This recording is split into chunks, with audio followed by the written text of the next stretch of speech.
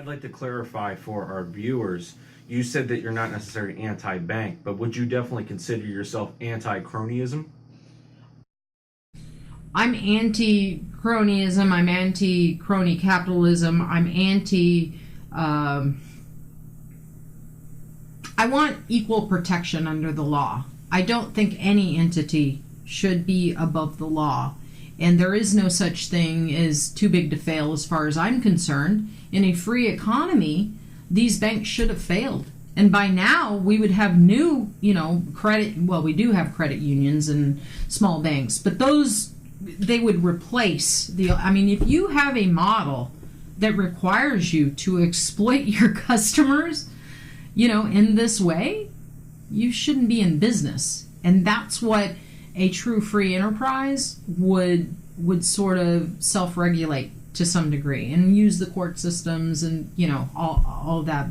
But these banks, they're so far beyond the law. Let me explain something. A lot of the, remember I said the 27 causes of action on the one case?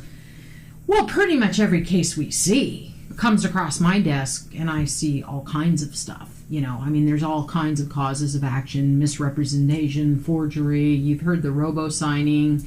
We've got Linda James is actually getting out of, not Linda James, excuse me, Linda Green is getting out of prison for DocX, where they were manufacturing foreclosure documents and just rubber stamping them, and she was prosecuted for it. She's getting out. So we've had all of these issues, and time and time again, I have clients that come to me and they see these issues. And initially, 6 years ago, I wanted to sue on every single case. But then what I realized is, or support the attorney suing. I'm a paralegal.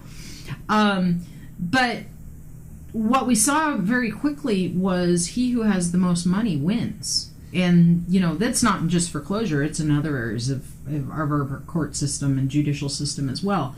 But in this particular situation, you might be a homeowner that finds all this, but there's significant barriers to justice. One of the things, when I mentioned the Deed of Trust Act and recommendations of what I would like to change, well, one of the things is changing the word shall to may.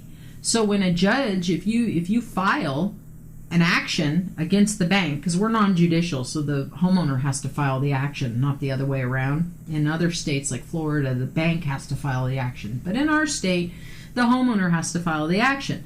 So when they file an action, that doesn't necessarily stop the foreclosure process.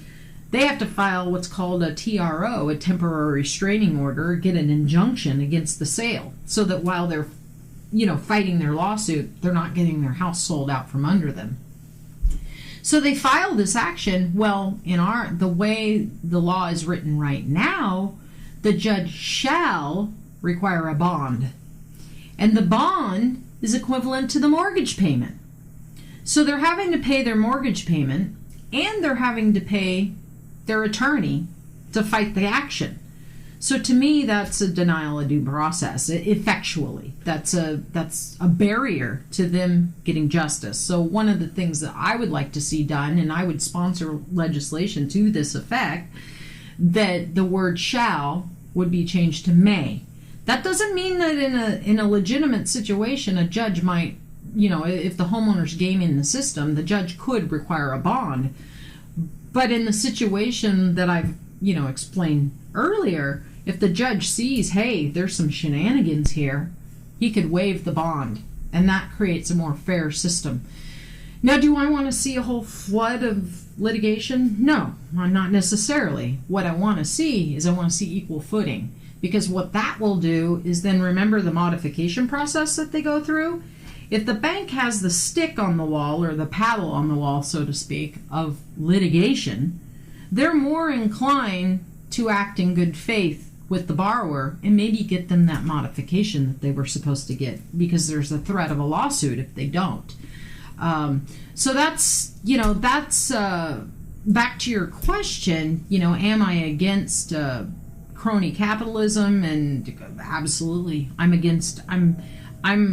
in total support of free enterprise, and capitalism, even though that's kind of a trigger word, but free enterprise. Free enterprise has brought more people out of poverty than any government program.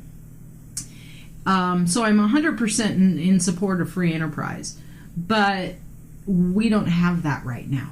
And that's one of the reasons we see our kids, the millennial generation and younger, they've watched their parents lose their homes, lose their jobs. They've seen, capitalism at work. Well, the thing they don't understand, it's not really capitalism. The system has been gamed. And these companies are so far above the law, and they're so embedded with the politicians that, they control the show.